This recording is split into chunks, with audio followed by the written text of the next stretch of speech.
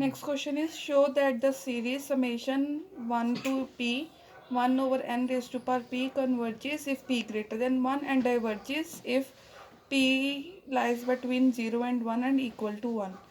Solution here, un is 1 over n raised to power p, as it is function of n. We can write it as an f of n, but we want to find the value of f of x. So instead of x, you have to replace n with x. We get f of x equals to 1 over x raised to power p. Now for x greater than equals to 1, f of x is positive and monotonic decreasing. Therefore, Cauchy's integral test is applicable. Case first. Now there will be different cases. We don't know the value of p and some depends upon p. So we have to take different cases. First of all, case number 1, when p is not equals to 1. As p can be 1 or it cannot be 1. So we check its behavior if p is not equal to 1.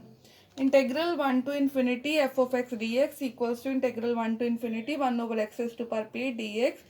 It can be taken in numerator, it become x raised to power minus b. On its integral we get x raised to power minus p plus 1 over minus p plus 1 and limits on right hand side 1 to infinity. Now again two sub cases arises. Sub case first, when p is greater than 1. As if p is not equal to 1, then two cases arise. Either p can be greater than 1 or p can be less than 1. If p is greater than 1, then p minus 1 is greater than 0.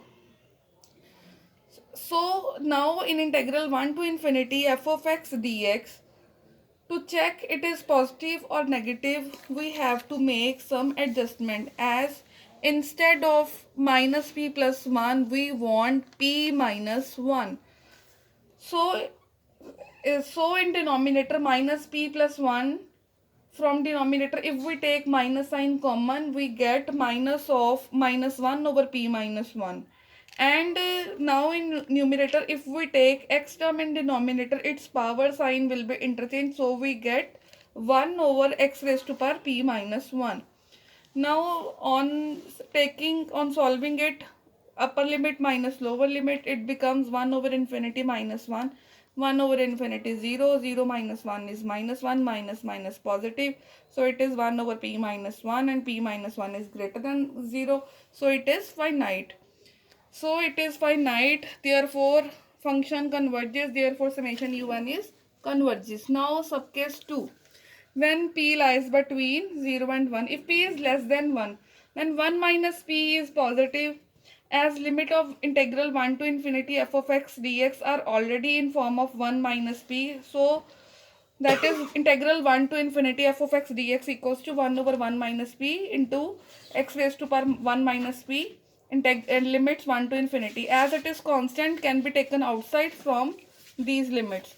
Now putting upper limit minus lower limit, and on solving we get infinite. Therefore if it is infinite, integral diverges, therefore summation un is divergent. Now case number 2, when p is 1. If we put p equals to 1, f of x becomes 1 over x, and on solving its integral, we know integral of 1 over x is log x, upper limit minus lower limit, it becomes infinity as log 1 is 0.